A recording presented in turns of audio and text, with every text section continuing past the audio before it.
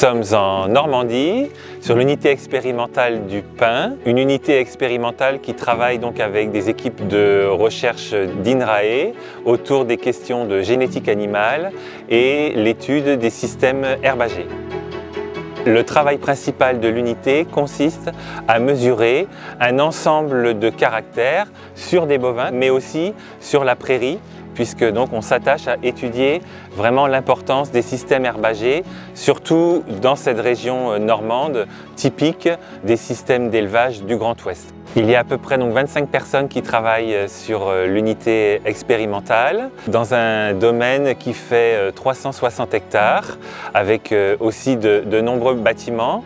J'ai spécifiquement en charge une expérimentation sur un volet génétique sur l'efficacité alimentaire des vaches laitières. Alors en fait on mesure les vaches pendant leur carrière, leur vie, pour essayer de mieux comprendre l'impact de la génétique sur la vie des animaux, l'expression des caractères des animaux.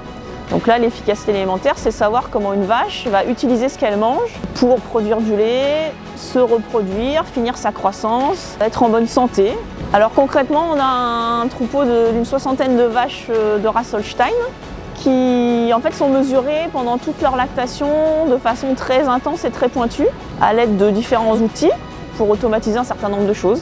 Donc par exemple, on mesure ce qu'elles mangent là dans les auges et après on va mesurer le lait qu'elles produisent, la quantité, la qualité. On va noter tous les problèmes de santé, on va noter la reproduction, leur état corporel, c'est-à-dire si elles maigrissent ou si elles grossissent, leur poids. On a aussi des dispositifs qui nous permettent de mesurer le méthane émis par ces vaches. Et ça, c'est tous les caractères qu'elles expriment. Et à côté de ça, on a aussi la connaissance de leur génotype, c'est-à-dire leur gène, leur patrimoine génétique.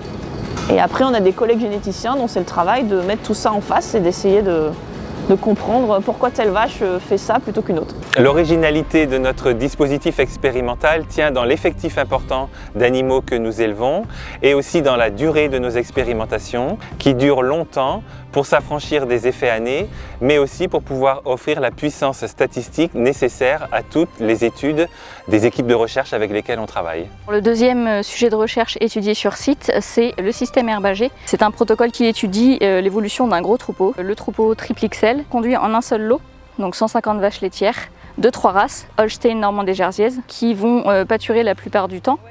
Donc au maximum, on va dire, elles sont sorties au mois de mars, elles sont rentrées au mois de décembre, tant que la portance des sols le permet. On suit tout ce qui est production et reproduction de ces animaux. Donc le système herbager nous amène certaines contraintes. On veut que les animaux vèlent dans un créneau très contraint, donc de 3 mois.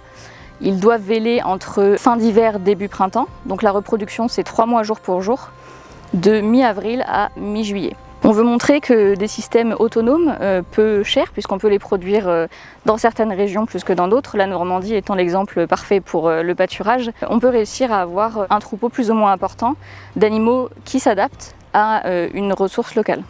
L'idéal, ce serait de pouvoir produire une vache qui se contente des ressources locales, qui produit du lait, qui n'émet pas trop de méthane, qui est en bonne santé, qui se reproduit bien et qui a une bonne longévité. Notre dispositif expérimental répond aux enjeux de l'agriculture de demain, en particulier l'adaptation des systèmes d'élevage au changement climatique, mais aussi la réponse aux défis posés par la société, en particulier autour des questions de bien-être animal.